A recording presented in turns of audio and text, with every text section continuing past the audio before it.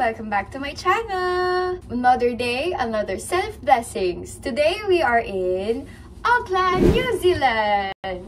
Kahapon, pumunta tayo sa isa kong favorite Japanese restaurant dito. Akala mo naman, daming beses na ako nakapunta dito, pero hindi. Yun yung restaurant na kinainan ko no first time ako nakapunta dito sa Auckland. So, kahapon, tinry ko siyang balikan. Hindi ako gumamit ng Google Maps or kahit ano. By heart lang. By heart, kala mo talaga OA sa pag-ano eh. Pero, ayun nga, super na-proud ako sa sarili ko kasi nahanap ko siya nung walang Google Maps, walang kahit ano. At isang dire-diretso lang talaga ako. Kaya, I'm so proud of myself. Thank you, God. Today, kung mapapansin nyo, ganito ang outfit natin. At ganito. Mamaya papakita ko sa inyo yung whole body outfit natin. Dapat pupunta tayo Waiheke Island, pero hindi ko feel yung outfit ko. At saka yung nakita akong weather. Sabi kasi uulan. Mataas yung chance ng precipitation. Around 70 to 80%. So, baka umulan. Ito naman kasi talaga yung una kong balak. Nung bago pa lang makarating dito, ito talaga yung una kong gusto kong puntahan. Gusto kong pumunta dun sa Albert Stone or something. Basta lakaran siya na parang hiking pero ano siya yung parang Batulaw kasi di ba sa Batulaw merong mga yung naka-pavement na yun ganun din dito pero pataas siya so parang siyang hiking pa rin yun na lang pupuntahan natin tapos titingin ako ng damit na pwede natin masuot kasi meron akong balak puntahan sa Glasgow and hanap ako ng bagay doon. Kasi gusto ko talaga puntahan yung place na yun. Ngayon pa lang naisip ko na kaya gusto ko sana hindi umulan no pagpunta ko ng Glasgow. Bago natin ipakita yung full body outfit natin, thank you guys sa mga bago nating subscribers. Oh my God, grabe malapit na tayong mag 570 subscribers. Kaya sobrang salamat sa mga nagsasubscribe sa atin. Nakakatuwa lang kasi syempre, nung unang ko upload naman dito, at saka yung unang upload ko pa dito, hindi ko naman talaga din inaano na magkaroon ng mga subscribers, gano'n. Parang trip-trip ko lang siya na gumawa dahil yung pandemic din yun. Eh, ngayon, nakakatuwa, tutuwa ako kasi may mga nagko-comment na maganda tayong yung content. Thank you, Ate Jewel. At saka, nakakatuwa kasi dumadami yung mga nasi-share natin na kung gaano kalaki sigad sa buhay natin. Sa buhay ko, lalo na. At super nakakatuwa kasi feeling ko nakaka-inspire talaga ako ng tao. Or merong sense yung content natin and merong sense na nagpapatuloy akong gumawa ng videos, vlogs, ganito. Bukod sa nasi-share ko sa family ko, yung napupuntahan ko, nasi-share ko din sa inyo. Kaya I'm super duper happy. Kaya let's go! Let's go na! And let's go! Bye! So, ito nga ang ating whole body outfit. Uhuy! Tirit-tirit. Ayan. Paano ba tayo whole body? Tin-tin-tin-tin-tin.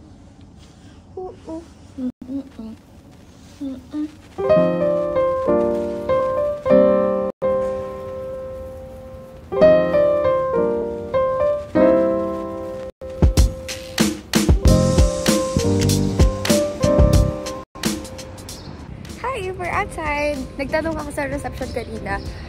Sabi niya, kailangan daw bumili na hop-on na transportation card nila dito.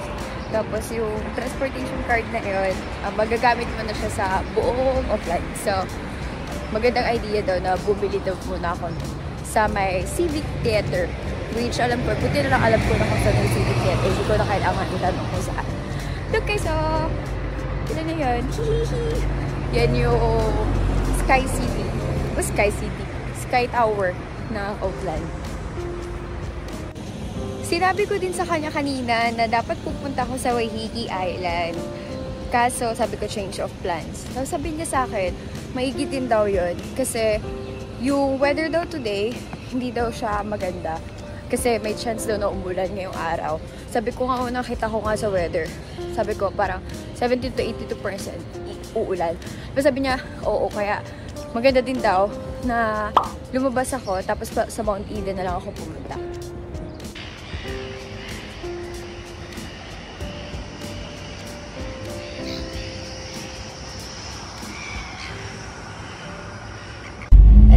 Sa bus!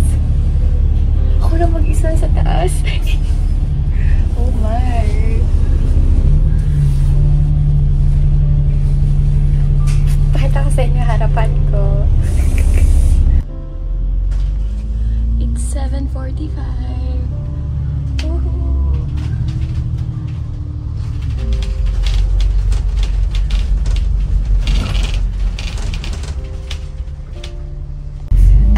I'm living my 20s. Nakakatuwa. Sana nandito si Kyle. Kasi sobrang nakakatuwa. Di naman kami lang dapat siguro tao dito. Alright. Nakakatuwa. Next time, o kaya sila mama. Solid. Alam niyo ba guys, fact lang. Nung una kong punta dito, kahit 25 hours lang yung naging layover ko, super naisip ko na maganda dito tumira. Kasi maganda siya, chill lang, tapos nature, tapos, wala, chill siya. Nga lang, hindi ko lang alam kung maganda mamuhay dito, kung mahal or something. Pero, ito yung unang country na naisip ko na maganda tumira. Kasi bukod sa puro Asian, halos lahat tao dito Asian. Ano siya, maganda siya, calm lang siya, masaya, ganito. At lalo na ngayon, malamig.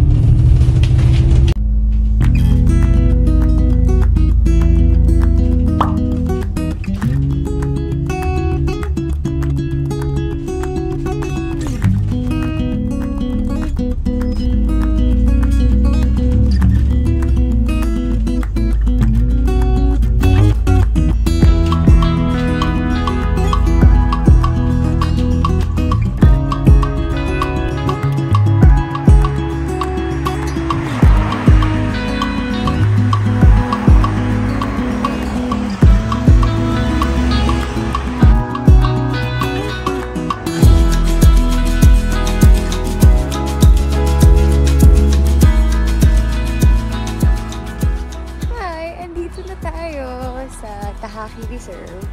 Aakit tayo papunta sa Mount Eden. Nasa baba pa lang ako. Pagod na ako. Ang taas ha.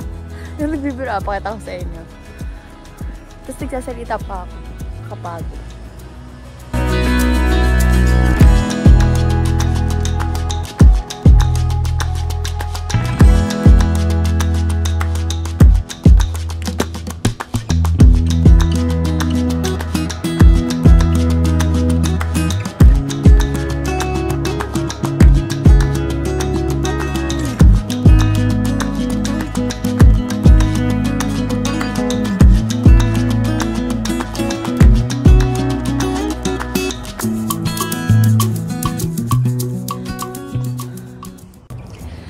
Ganda.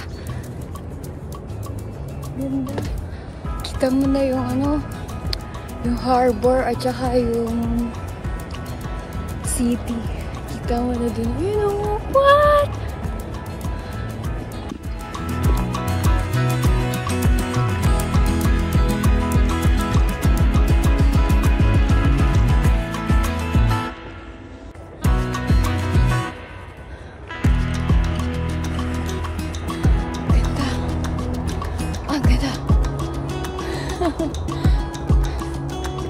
Alam mo, nagtatawa ako sa sarili ko. Kasi, nakalimutan kong dalhin yung stand ko ng phone. Paano tayo magpipicture? Paano tayo magpipicture ng tao dito? Selfie? Selfie? Buti na lang may video talaga. Pagod. Naalala ko si mama. Solid ko nandito si mama. Makakakit siya dito kasi hindi siya mahihirapan. Paved naman kasi yung daan.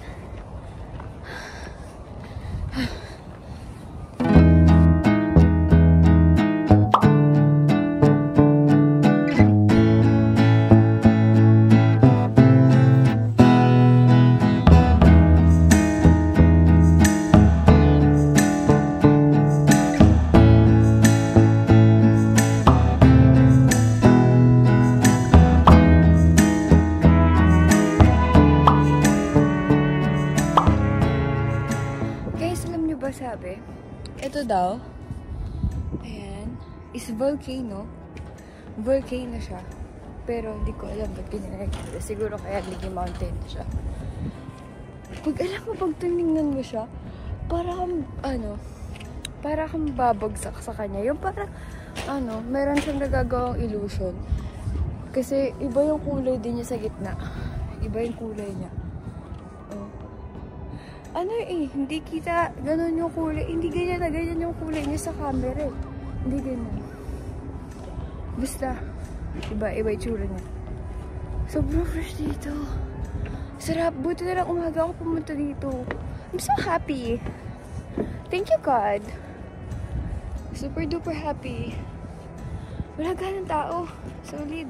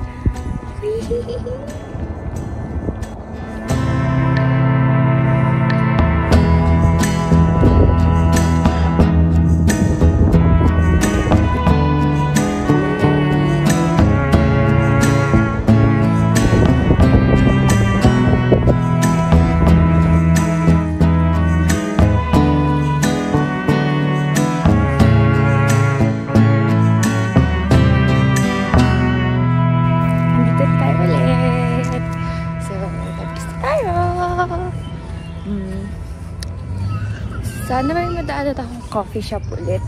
Tapos, try natin mag-coffee. Kahit nag-coffee na ako kanina pala. So, tingin na lang tayo kung ano. Pwede nating pang aesthetic. Aesthetic. Or uwi na tayo. Either lang doon sa dalawa naman eh. Kasi, bala ko din pumunta sa Queen Street. Tapos, makabili ng damit or something. Ewan. Basta, yun yung una kong balak. Bumalik ng Queen Street. Tapos, mag-shop. ng damit.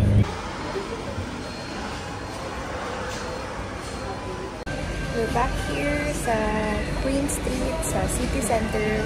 Kakain muna tayo sa McDonald's. Nag-order ako ng chocolate, hot choco, and bacon and egg muffin, at saka hash brown. Let's eat! Halatang uminom na ako ng chocolate kasi mayroon pa ako dito kanina. Hi guys! Andito tayo sa Cotton On. Tatapalan ako dito kasi ayoko hawakan eh. Feeling ko mabubudol ako ng mga damit. Ito na naman tayo. Sabi ko, ipon. May ipon naman. Okay naman yung ipon.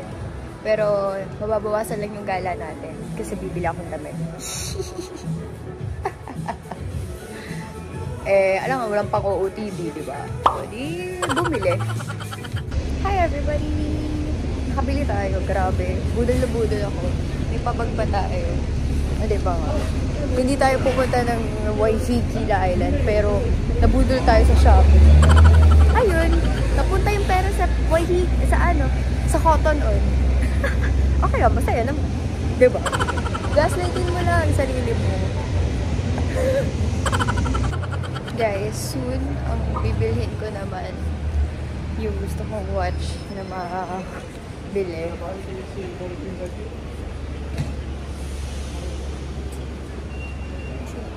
So yun, Philip Patek. Soon.